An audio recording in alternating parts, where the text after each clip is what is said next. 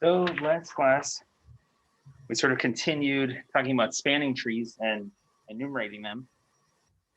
The class before the previous class. So two lectures ago, we talked about proof for sequences. And then yesterday I mentioned that you could use Kirchhoff's matrix tree theorem to also calculate, well, you can get to the labeled trees using Kirchhoff's matrix tree theorem, but this is sort of a little bit more general. This is saying if I give you a non-trivial labeled graph, then the number of distinct spanning trees for this graph, you would just calculate any cofactor of the Laplacian matrix, okay? And then from that, you could get the number of distinct labeled trees, right? By using, doing this on Kn, okay? And then I actually showed you an alternative calculation for doing that. Like you could just take the Laplacian here and calculate one of the cofactors, but you can also get this calculation using the eigenvalues, which is another sort of interesting result. Now the proof, if you actually wanted to prove this matrix tree theorem, the way that you would actually have to do that is there's a nice relationship, it turns out, between the Laplacian and the oriented incidence matrix of a graph. It turns out that if you have the oriented incidence matrix, I can calculate the Laplacian by taking the product of the oriented incidence matrix and multiply by its transpose. And what's interesting is this turns out to be true no matter what the orientation is. So let me just show you let's do a really small example right here. Let's say that I just had two vertices and one edge, okay? So here's G, okay? Now, how do I calculate the oriented incidence matrix? What you have to do is you have to give this thing an orientation, right? So you have two choices here. You can either orient that edge in this direction or you can orient it the other way. It doesn't actually matter, right?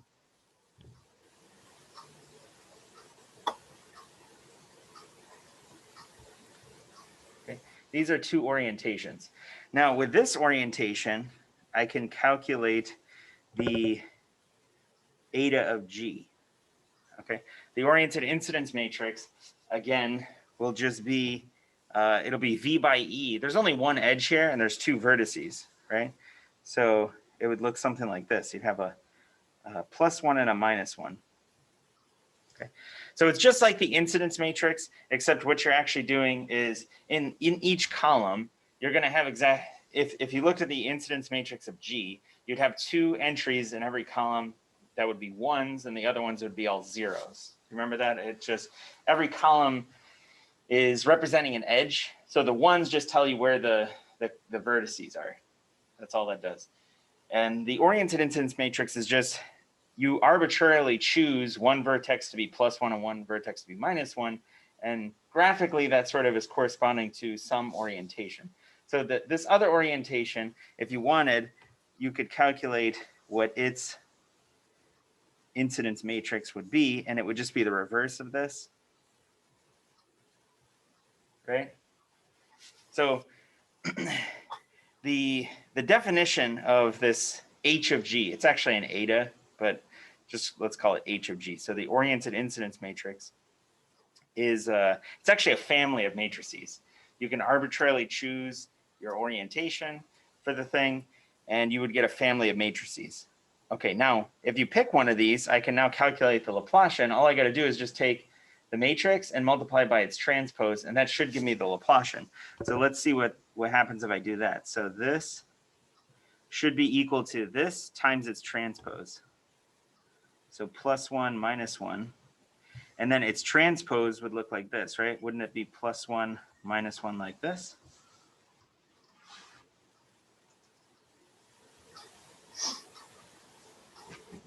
Okay. And what would this give us? Yeah, well, this matrix is 2 by 1, and this one is 1 by 2. So this will be a 2 by 2 matrix, right? So what do you have to do? You have to do 4 dot products, right? You do this row dotted with this column. So +1 times +1 is +1. We okay with that? Like this row dotted with this column, +1 times +1 is +1. +1 times -1 is -1. And then -1 times +1 is -1. And -1 times -1 is +1.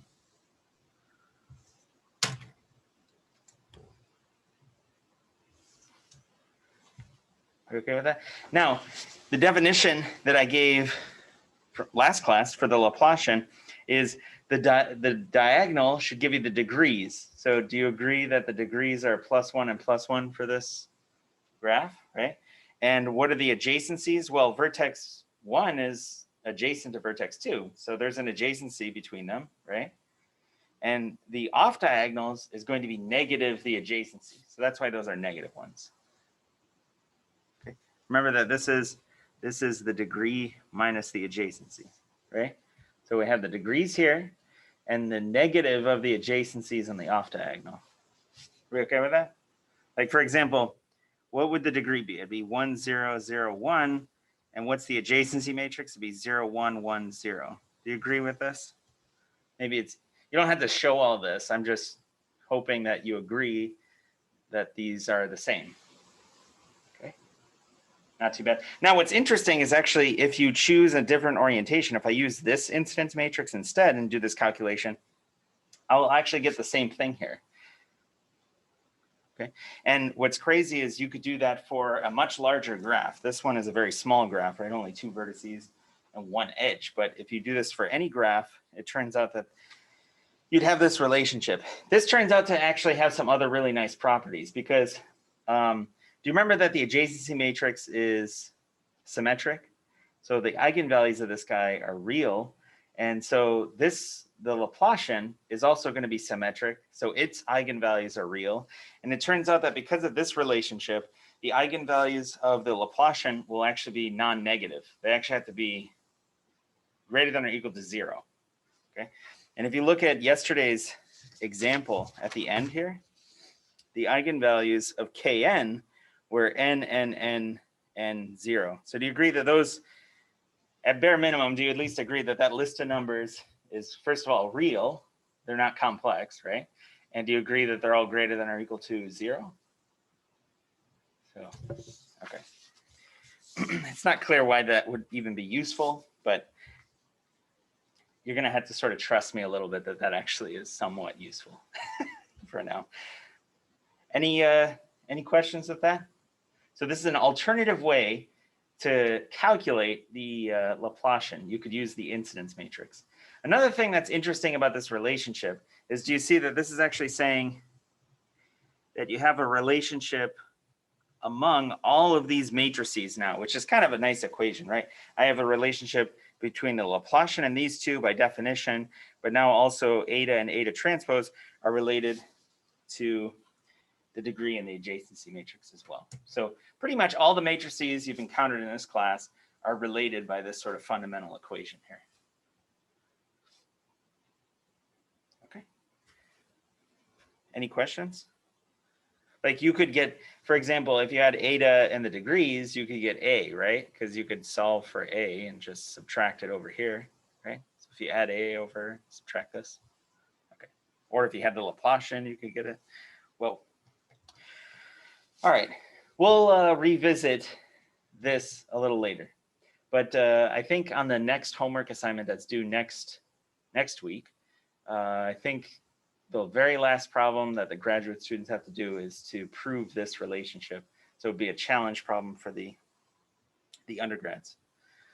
Okay, so the next topic I want to show you is contraction. So there's another operation that we could do on edges, which is called a contraction. So you already are familiar with deleting an edge. So what would a contraction look like? So in a graph G, the contraction of an edge with endpoints u and v is going to be, what you're going to do is replace u and v with a single vertex, and the incident edges are the edges other than e that were incident to u and v. So that's the definition in words, but we're in graph theory, so we're going to like some pictures, right? And the resulting graph is going to be denoted like this. So you have G, and it sort of looks like you're dividing, right? It's just sort of a /E. Sometimes it might be denoted like this, G dot E, but this is much more common, this notation. Okay. So in general, you'll notice that when we contract, you're not always going to end up with a simple graph. Okay. So if you started with a simple graph and you deleted an edge, you're going to end up with a simple graph, but that's not going to be the case with contraction. So let me do a few examples right here. So let's say that I have, take a 4 cycle and then add this triangle here. And let's have U, V, and this is our edge here. Okay, so if I want to contract along that edge, what you can think of contraction as is just sort of going to pinch this edge together. So if you bring these vertices together along that edge, you would end up with this.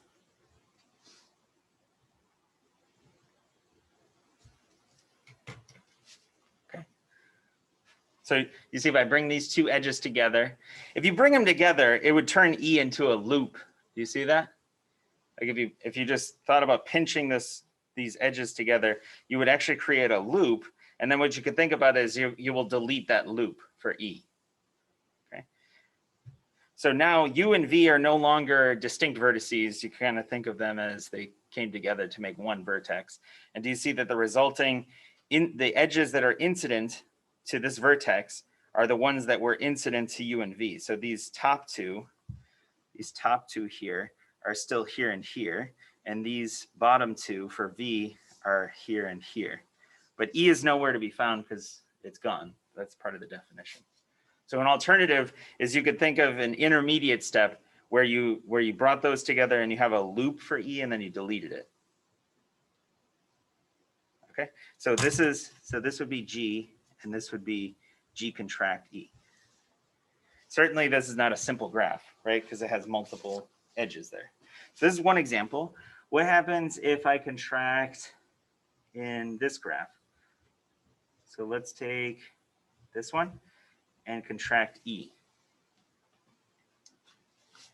Okay, so now again, if you think about taking these two vertices, the endpoints of E, and you bring them together, what would you get?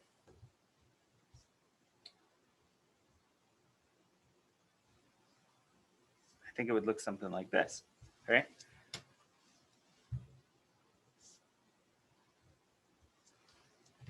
Does that make sense? If you bring these vertices together, you would actually it looks like you would have a loop for the edge E there, and then if you deleted that loop, this is the picture you should end up with. Everyone agree? Okay, and then let's do one more example. Let me show you an example of something that was not simple to begin with, but you can still contract. Okay, so let's say that I had this graph. Okay, so this original graph is already non-simple, but let's say I wanted to contract that edge. So by definition, I could still bring these vertices together. And then do you see that that would actually create temporarily, it would create two loops. I'd have a loop for the edge E and I'd have a loop for this other edge. But when you contract, that intermediate step, you would delete that loop. So in the end, you would actually only have one loop.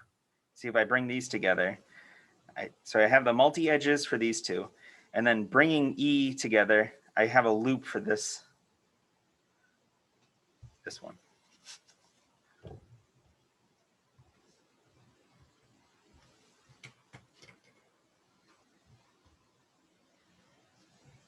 We okay with that?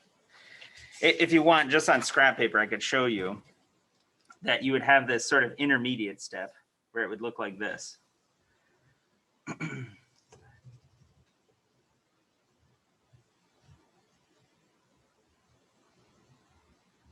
You'd actually have two loops. See this? So this would be the intermediate step. So if I just pinch these vertices together, do you agree that I would end up with a loop? One edge would be this edge, and then I would have another loop for the edge E there, right? Do you kind of agree that this is what the picture would just look like if I only said just pinch the vertices together and make one vertex, right?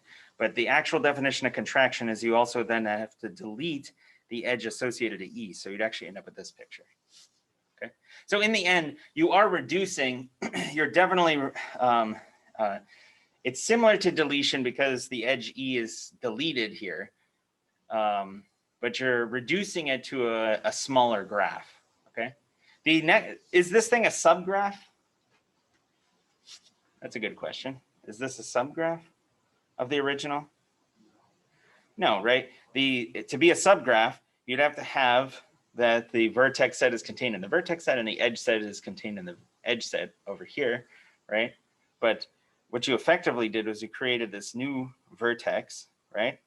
And I certainly don't have, say, an edge from that vertex set to this vertex set over here in the original one, right?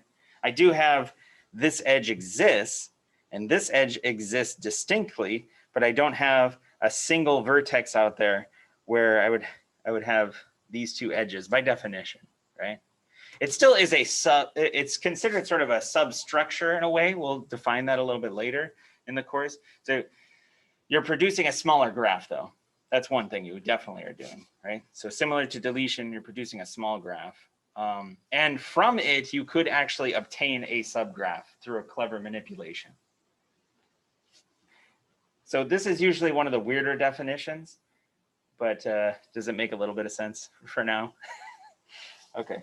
Now, what's so nice about contraction, as we'll see later on, is it can lead to sort of inductive definitions, okay? So, or recursive definitions. So here's a proposition. So if G is a non-trivial labeled graph, and if you give me an edge in the graph that's not a loop, then it turns out, do you guys remember what tau was? This is the number of labeled spanning trees, right? The number of labeled spanning trees would actually just be the sum of the number of labeled spanning trees if I were to delete this edge E and then add it to the number of spanning trees in the contraction of E. So what you're actually doing here is you're getting a recursive definition for the number of spanning trees. Let me show you how you could theoretically use that to calculate the number of spanning trees. So let's consider this graph, this one here.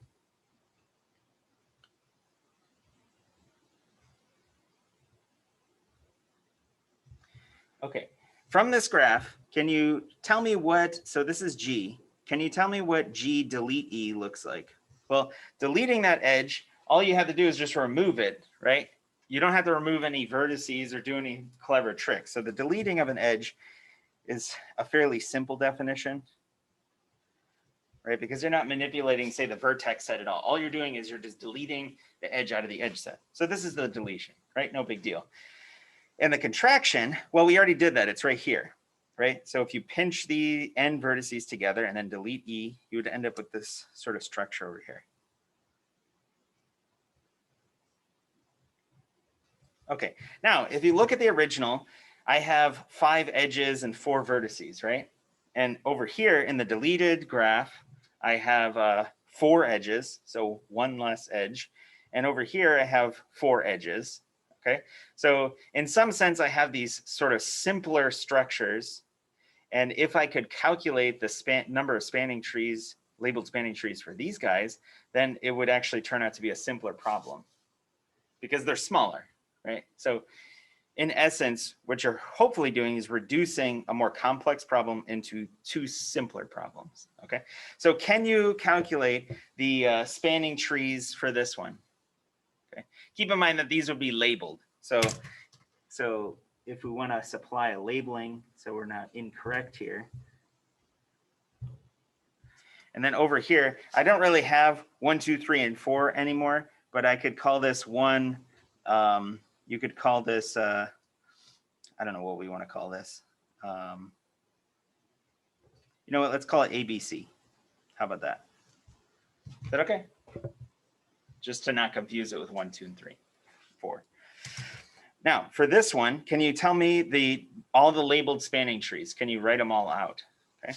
So, well, you agree I have this one, I have this one, I have this one, and I have this one. Right? These would be all the spanning trees of the deleted set.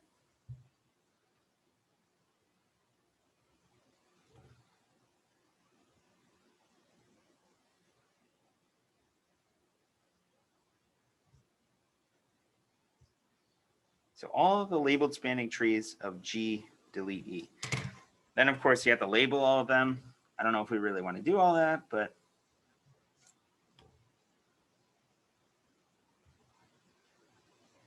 I guess for the sake of correctness, we should, right? There's only 4. Do we all agree with that? If you removed the labeled thing, if you remove that they're labeled, there's only going to be 1, right? Because these are all isomorphic as graphs. Do we agree with that? If you remove the labels, I mean, they're all isomorphic, right? But if they're labeled, then you get these 4 distinct numbers. And what are the labeled spanning trees for this guy? Well, I could take these 2 edges. I could take these 2. I could take 1 here and 1 here, or 1 here and 1 here. So it looks like there'll be 4 for this one as well. Like I could take those 2. I could take this one and then this one.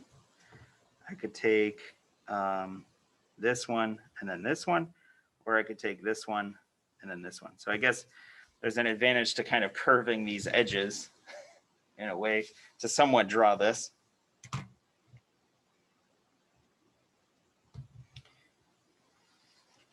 The downside to saying it's a labeled tree in the cases of having non-simple is you actually are also having to distinguish the edges that are involved here. Okay, but if you kind of just bear with me and just say these are, you know, your labeled spanning trees.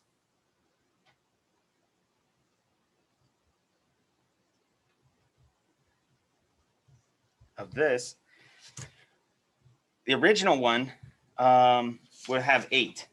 Okay, so the original, didn't we calculate that last time actually? If you look in the previous note set.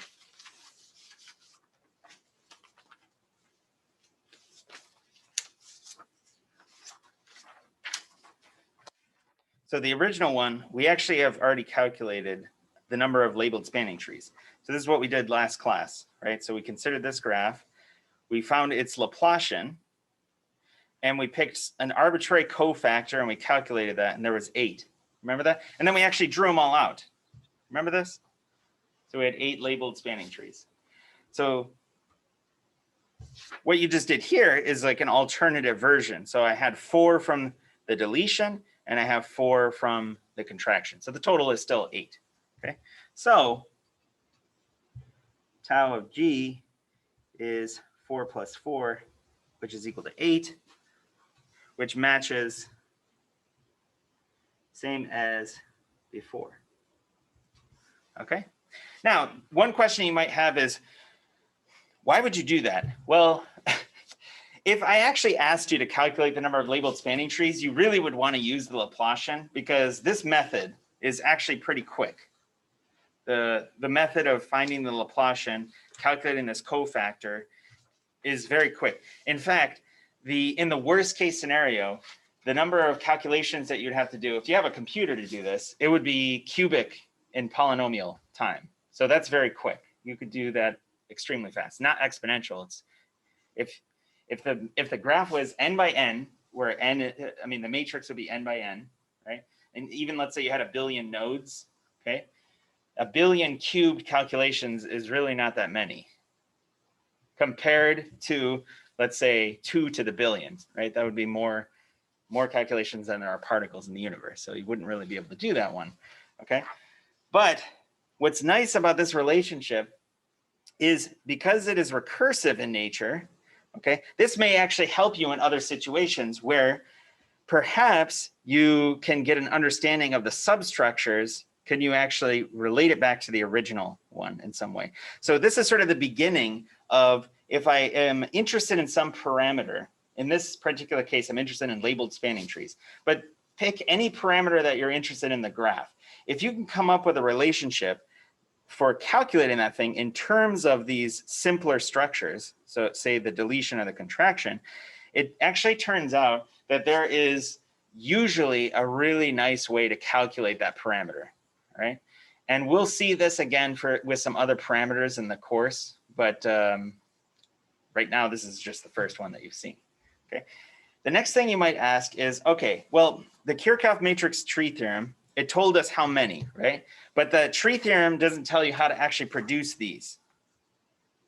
You remember that? We just did it, right? What about this result? Well, if you actually can figure these ones out, you can actually produce the spanning trees for the original graph using these results actually. So let me ask you this. Are these ones on the left here, these actually are labeled spanning trees of the original, aren't they? These are connected, acyclic, and they're spanning, right? So they're trees and they span G. Do you agree the vertices are the same? These ones are not though, right? These ones are not spanning trees of the original G. Okay. But could we do something to this graph? Can we take the contraction and somehow reverse that process of contraction, and then we will get a labeled spanning tree over here? And the answer is yes. Actually, all you have to do is you actually just do what's called a decontract. So you know how to get this graph, I contracted E, right? I pinched these vertices together to get this structure. What I could do down here is I could decontract E. So I can separate these, separate that contracted vertex. And what you'd end up with is you'd end up with 4 spanning trees of the original one. So let me just kind of make a note of that right here.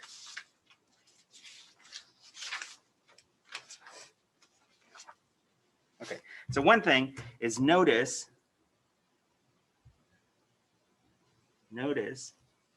the spanning, these are also spanning trees of G. And what's so special about these? Do you notice anything about them?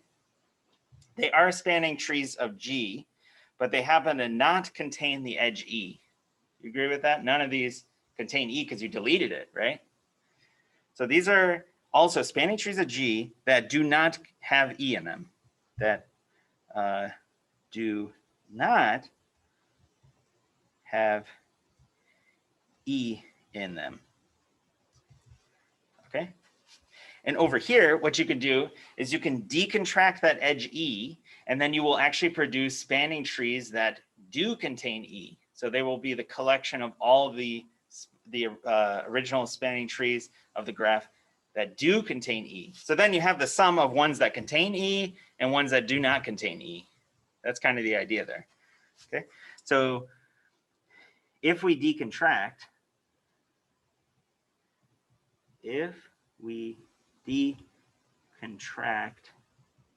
E,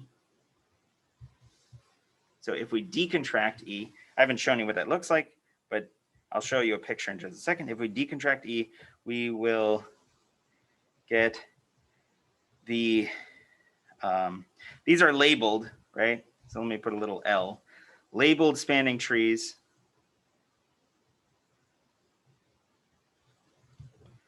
of G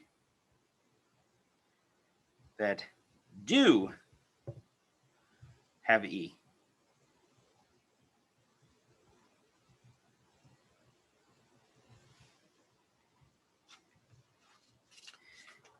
So if you decontracted that first picture, what would that look like?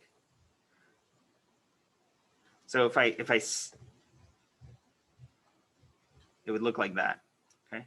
And if I decontract the second one, it would look like this, right? You got to think about separating this, splitting this vertex into 2 vertices and bringing them apart, right? So it would actually produce this picture. If I bring these apart, it would produce this. If I bring these apart, what would that produce?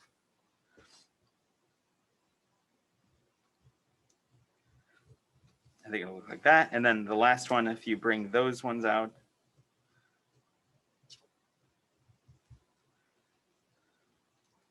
it would look like this. Now, if you compare these, if you look at this one and this one, from our lecture from last class, those are all 8 of them.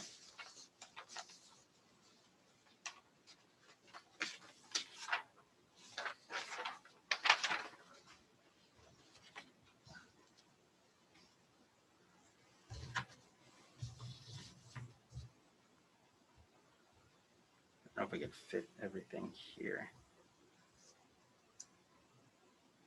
Okay, So this was the solution from last class. And do you see within this solution, there are spanning trees that contain E and spanning trees that do not contain E. So the ones that don't contain E are right here, here, here, and here, right? These four, which are on the left, and these four, which do contain E, the diagonal from 2 to 3, right, are these four. Okay, so it's kind of giving you this recursive process of simplifying the family in a way. Okay, in general, there will be other parameters that we'll study that have this kind of relationship where you'll be able to calculate the original parameter using the parameter calculated on the deleted version and the contraction. Okay. Do you guys also remember that the process of deletion allowed us to do things inductively? You can do the same thing with contraction. Okay. So it's just another graph operation of producing a simplified structure that you can then calculate your parameters on. Okay. Somewhat interesting, maybe. It's not the most effective method for this parameter, but in general, it's a nice relationship at least. What's also kind of crazy is if you ever come up with a parameter that you can calculate it using the deletion and contraction, it turns out that the value of this thing is the evaluation of some crazy there's some crazy polynomial out there that if you plug in certain things into it, you'll actually get this parameter. So it's kind of crazy that that exists, but I'll show you more of that as we go on in the course. Okay. All right, now, what are some other things that we could look at? Well, we have the definition of what it means to be connected, right?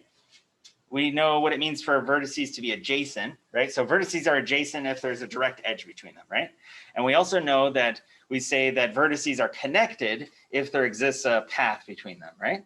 But in some graphs are definitely more connected than other graphs, right? Like the complete graph is highly, highly connected, right? I can delete many vertices and it'll still be connected, right? And then some graphs are highly disconnected, like trees. If I pick any edge or any vertex and delete it, aren't they all, they're cut edges and cut vertices, right? So maybe we should come up with a parameter that describes how connected a graph might be. So that's kind of what we're getting at here. So remember that a vertex cut, you could also call it a separating set, in the graph is a subset of the vertex set such that if you deleted it, you would actually get a disconnected graph. Okay. I'm going to give you some examples in just a little bit. But I mean, really quickly up here, let's say that I had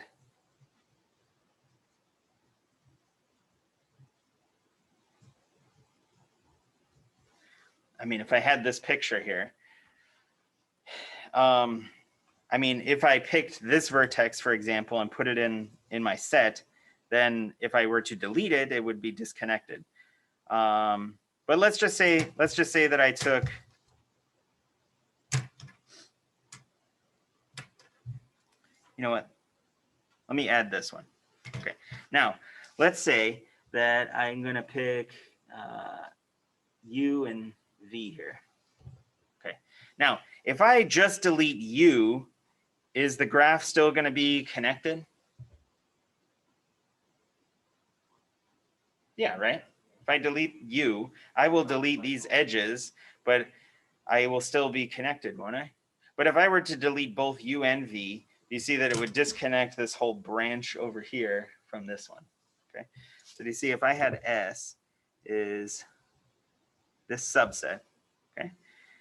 Then it would be a vertex cut, is a vertex cut. Because if I were to delete these two, it would separate this branch from this branch, right? Are we okay with that? Like, what would it even look like? You would have this vertex, this vertex, this vertex, right? And no longer you'd have these, and then you'd have this component over here. Does everyone agree with that? If I deleted the two vertices here, I have to delete their incident edges as well, right? So I would no longer have this edge or this edge, this edge, this edge, this edge. So do you agree that you increase the number of components, you disconnected the graph, right? So that's called a vertex cut as a set, right? A cut vertex is one that you delete and it separates the graph, okay? All right, so a vertex cut of minimum cardinality in the graph is called a minimum vertex cut of the graph. And that, and this cardinality is also called the vertex connectivity, or just simply you call it the connectivity of the graph. And we denote that by kappa of G. So little k kappa of G. Complete graphs do not contain vertex cuts because since the removal of any proper subset of vertices results in a smaller complete graph, right? For example, if you took K4, even if you deleted 3 of the vertices, you'd still end up with one isolated vertex, right? So the connectivity for this extreme case, the highest connectivity that you could possibly have would be for a complete graph. And we say that it's n-1. Now the resulting graph is not actually disconnected. It's just a trivial graph. It's a single vertex, which is K1. Okay. In general, we can now say that the connectivity of the graph is the smallest number of vertices whose removal from the graph either disconnects the graph or produces a trivial graph. Remember, a trivial graph would just be a single vertex. That's a K1. Okay. That's only going to happen in sort of the extreme cases where it's connected like this, right? For example, if I had just here's K3, right? If I pick any vertex and delete it, I'm still going to be, you see, if I delete this, I'd still get a K2, right? And if I delete 2 of them, I would have a K1, right? So do we agree that Kn is so highly connected, I can't even disconnect it by deleting. So that's why I have to have this additional component to the definition that, okay, this stubborn graph, if I keep deleting it, I'll eventually get down to the simple trivial case. But all the other ones, there should be a certain number of vertices whose deletion will disconnect the graph. Like up here, the minimum number, I would actually only need 1 up here, right? I could delete this one. Wouldn't that separate the graph? Okay. So there is a minimum, and we'll call that kappa. And so what does that mean? Well, kappa, by this definition, will have to live between 0 and n-1. How in the world would it be 0? Well, the definition says the minimum number of vertices whose deletion will disconnect the graph. So if that is 0, then the graph is already disconnected, right? Okay. I'll tell you what k-connected is in just a second, but let's actually just explore what kappa would have to look like for certain values. Okay, and then I'll come back to this k-connected thing. Okay, so examples. Let's say the kappa, the connectivity, the vertex connectivity is 0. Well, that's, by definition, this is if and only if G is disconnected.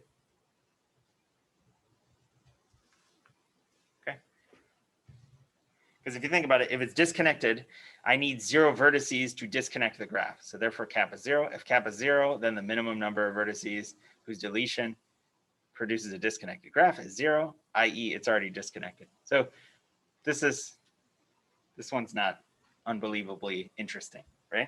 But what about kappa of G is equal to 1? Could you classify all graphs whose vertex connectivity is 1? And the answer is yes, actually. So this is if and only if you either are in this sort of case where your K2, which just looks like this, right? This is K2. Or what would have to happen? If the minimum number of vertices that you have to delete is 1 to disconnect the graph, what does that mean the graph has to contain?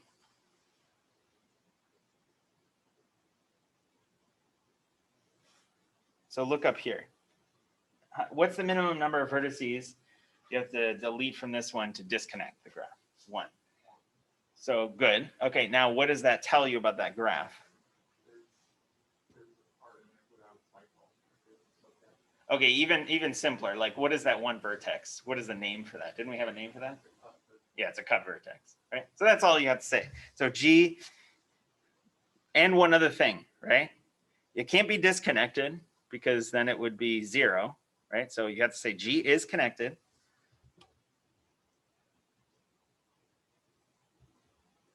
And what? With cut vertices, right? Has at least and with cut vertices. There exists at least one. Exists at least one, right? So you can guarantee that there must exist at least one. There may be many, but there definitely would have to exist one because the removal of it would disconnect the graph, right? So it would be this. What's an example of such situations? Well, what are connected and all the vertices are cut vertices and it's acyclic and it's connected? That's a tree, right? So for example, trees are one connected. Okay. Are one connected graphs trees? Trees are one connected, but if you're one connected, do you have to be a tree? No, this example that we're looking at up here is one connected, right? I could delete one vertex and it'll be disconnected, right? So for example, right, here's a tree. This is one connected. But couldn't I have a cycle in here and it's not a tree and it's still one connected, right?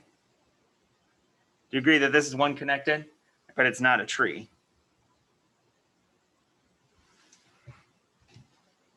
There exists a cut vertex and the thing is connected.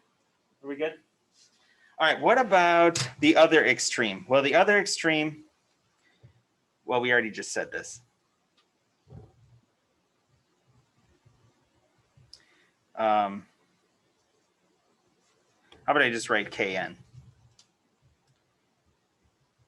So Kn is n minus 1.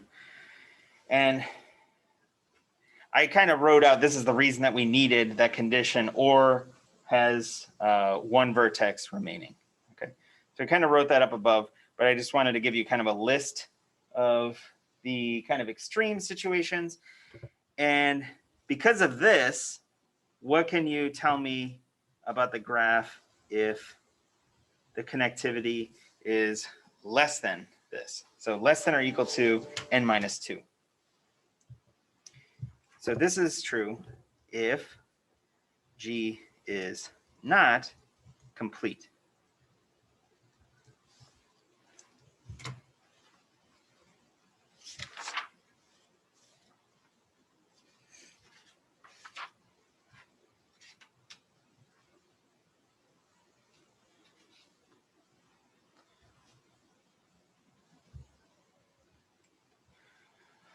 Okay.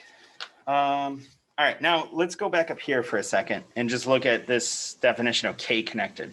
Okay, so we say that a graph is K connected, K greater than or equal to 1, if K is less than or equal to kappa of G. So let's say kappa was 5, then it would be 0 connected, 1 connected, 2 connected, 3 connected, 4 connected, and 5 connected. All right, that's pretty much all it is. And then that is G is K connected if the removal of fewer than K vertices from G results in neither a disconnected graph nor a trivial graph. Okay. Let's just do some more examples. So can we calculate what would kappa of K MN be?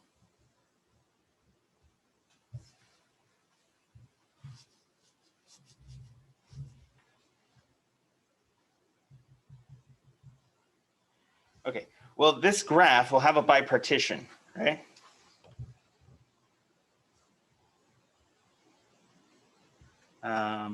Okay, so let KMN have bipartition X and Y, right? So you have vertices in your partition set X and vertices in your partition set Y, right? Like this. Okay, one vertex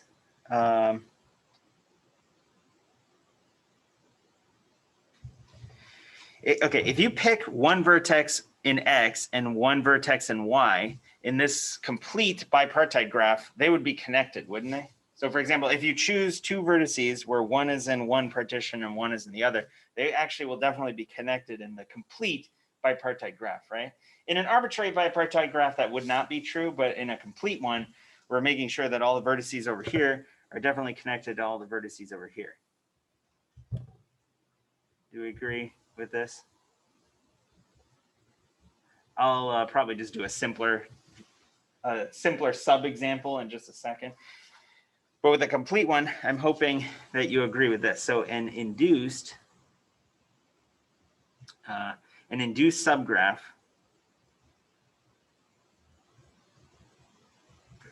that has one vertex in X and another in Y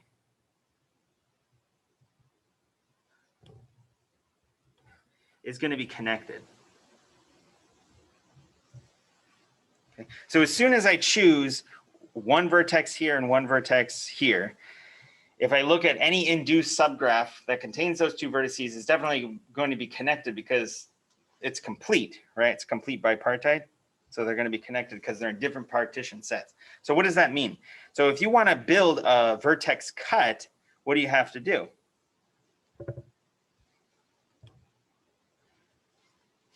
So a vertex cut must contain all of X or all of Y, right? Your collection of vertices, if you want to disconnect the graph, for example, looking over here, if I were to take out all of X, right? If I took out all of X, it would be disconnected because there's not going to be any edges inside of that connect the vertices in Y, right? Because it's a complete bipartite graph. So the edges only go from one partition set to the other one. So there's no edges over here and there's no edges over here. They're always between them, right? But if I want to disconnect the graph, I'm going to be forced to actually delete the entirety of these, one of them, right? So what would that mean the minimum should be then? So since X and Y are vertex cuts, or leave one vertex,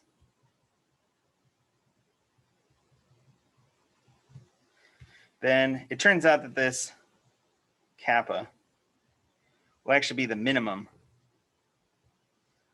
of M and N. Okay.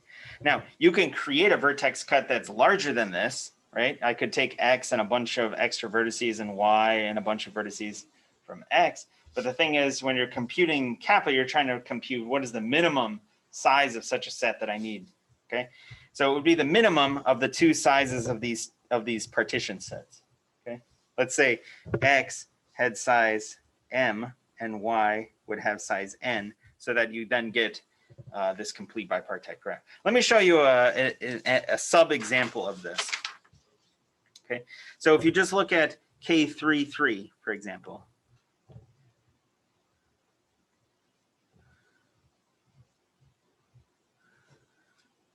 So this vertex is connected to these three, this vertex is connected to these three, and this vertex is connected to these three, right? So kappa K33 will be the minimum of 3 and 3, which is 3. Okay. I need to pick at least 3 vertices. The minimum that I'll need is 3, right? So if I took, say, these 3 and deleted them, well, you would get these 3 disconnected vertices over here, right? Now, if you had K2, let's say K2 4, what would that look like? 1, 2, 3, 4.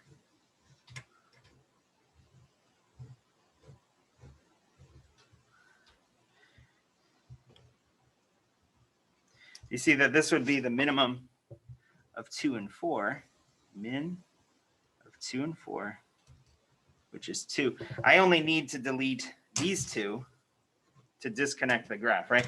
But if I were to choose, there are sets of size 2 or there are sets of size 2 that do not disconnect the graph, right? For example, if I chose this vertex and deleted them, it would still be connected, right? The goal, if you wanted to disconnect a complete bipartite graph like this, is it kind of forces you to choose at least one of the entire partition sets to disconnect it. In general, that is not true for a bipartite graph, right? If I just gave you a bipartite graph that that was just very trivial, like you can like trees are bipartite graphs, right? Trees. Okay. Or even if I just gave you a disconnected graph where it's just a bunch of isolated vertices, technically that's a bipartite graph, right? I'm just getting at that this formula is only so nice because it happens to be complete. Okay, so that's an additional condition that you can actually say all this up here. The guaranteeing of the connectivity by removing things and whatnot, that's not necessarily the case unless you had that complete condition there. Okay, so one thing I just want to point out, now that we say, let's just say for this one, for the K33 here, looking up here at the definition of what it means to be connected. So K33 is 1 connected, 2 connected, 3 connected, but not 4 connected, and so on, 5 connected, and so on. Okay, so once you calculate kappa, it'll tell you it is K connected for any K less than or equal to that number. Okay, so I went over by 2 minutes, so I'll give you those 2 minutes next time. But a good challenge problem for you is, could you calculate what kappa of QK is? So the you know, the collection of hypercubes, right?